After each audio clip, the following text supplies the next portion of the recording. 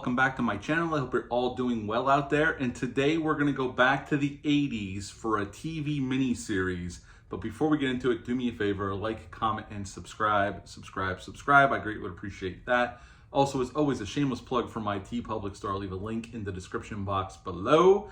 And yes, we're going to go back to May 8th of 1988 for Something Is Out There. Yes, Something Is Out There aired on NBC May 8th of 1988, had a budget of $7.5 million. It was a highly rated miniseries. A lot of people tuned in to watch it. I remember watching it. I don't know if I saw it in 88, but I saw it maybe on a replay later on. Now, we just talked about Frank Lupo. He developed the series Werewolf that we just talked about. I dropped that video on this past Sunday. Frank Lupo also developed this. This was his brainchild. He developed it in 87 under the title Invader. They changed the title to Something Is Out There, and they made the movie and aired it in May of 88. In this miniseries, or TV movie, I guess you could say, to split up into two. This was a 4-hour event, so it's 3 hours without the commercials. Without the commercials, it's 3 hours long. I have this DVD that I bought from Australia, but you can watch it for free on YouTube. I will link that in the description box below if you're interested in checking this out. Joe Cortez plays Jack Breslin. Now, Joe Cortez has been in a lot of things over the years. He looks like a stand-in for Michael Douglas. I think he's good here, but he looks like Michael Douglas. His voice even kind of sounds like Michael Douglas. So you could see why they hired him. He definitely has that Michael Douglas look about him. Marianne D. Abo plays Tara. She is this alien that lands on Earth to follow this other alien that's starting to eat or consume people.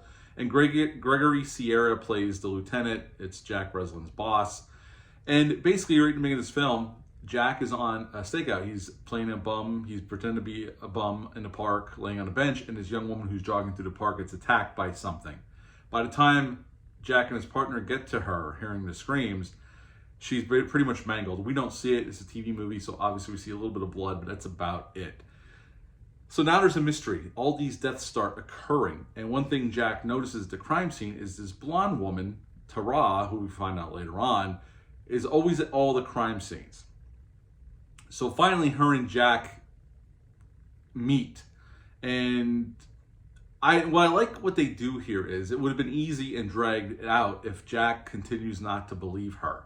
She's trying to convince him that she is after this escaped detainee that they had her and her fellow comrades on this prison ship, and things went wrong and the thing escaped, and now it's on Earth. They call him Xenomorphs in the film, so they're leaning into a lot of sci-fi creatures here. Although I will say the creature doesn't look like a xenomorph. I actually kind of like the design of the creature. They keep it in darkness mostly, a lot like Werewolf. There's a lot of mood here, a lot of fog, haunted house lighting, I like to call it. So they keep the creature in darkness and in shadow, but I do like the design here.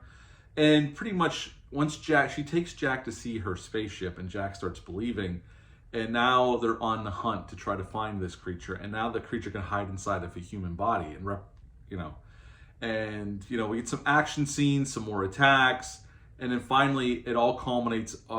The creature decides to go back to the prison ship, and they have to crash land it into Earth and blow it up. That's what they do. They crash into the ocean. It blows up. We think the creature's dead, and our two heroes, Jack and Tara, survive, and that's the end of Something Is Out There. Though this was so successful in May of 88 that NBC immediately greenlit a series that started in October and ran to December of 88 and then got canceled. It only ran 8 or 9 episodes. I think they put up against Dallas, which was silly because Dallas was such a big show and didn't really stand a chance. I don't remember watching this series.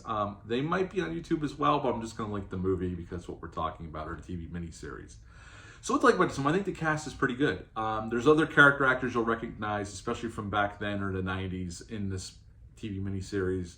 I think, the creature design is really well done. There's some cool makeup effects, especially later on in the movie when the creature's hiding inside a human.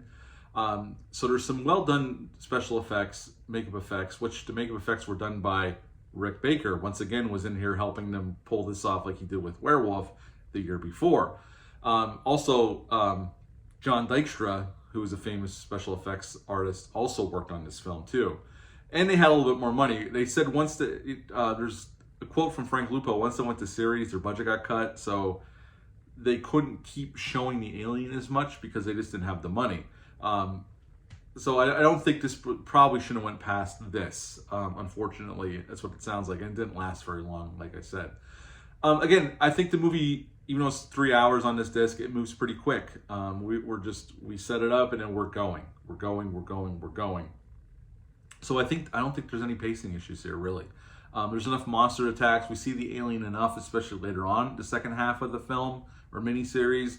So, if you're there for the creature sci-fi horror aspect, it's there, definitely. And, I think, Jack and Tara, the actors that play them, have good chemistry. So it works. It really does work. And I think there's some really creepy atmosphere here. I wouldn't say it's super scary, but there's some creepy parts. And I think it's pretty well done for a TV miniseries from the 80s. Again, just like Werewolf, I think they pulled off something really cool here. Now, some of the there's a gun that shoots, laser beams. Some of those effects, especially towards the end, don't hold up as well. But you can forgive that. Again, this is a $7.5 million TV miniseries that they shot for NBC. There's going to be some limitations on some of the special effects. The effects that do work the best are the makeup effects. And they come off really well, especially when you have somebody the caliber of Rick Baker working on your miniseries. You're going to have some pretty cool special effects. And we do get those here, I think, anyway. I think they hold up pretty goddamn well. So overall, yeah, I think this is a pretty damn solid sci-fi horror movie that was on NBC back in '88. This was shot in 41 days in and around Los Angeles and a little bit in Australia. There were the explosion scenes at the end when the ship is crashing to Earth were spliced in from Battlestar Galactica in 1978. They were probably run out of money and they just took what footage they could find and they spliced it in. Again, this was a very successful, this had really good ratings. That's why NBC greenlit this TV series. Unfortunately, that didn't fare out so well, so it got canceled pretty quickly. It only ran like 2 months and it got canceled. But at the end of the day, this is a very solid TV miniseries or TV movie from '88. Another one, just like Werewolf, horror sci-fi here. It leads into sci-fi, but there's horror elements here for sure. And I think this is a pretty solid watch. And if you're interested, again, I will leave a link in the description box below. The entire miniseries is on YouTube for free. So I'll link that down below if you're interested. You can check that out at your own leisure. But yeah, at the end of the day, I would give Something Is Out There, again, an 8 out of 10. 8 out of 10 for Something Is Out There. If you've ever seen this one, if you've ever even heard of it, leave a comment down below. Let me know. Hit the thumbs up, hit the subscribe button, share this video. I greatly would appreciate that. That's it for this review. I'll be back soon with some more, but until next time, bye.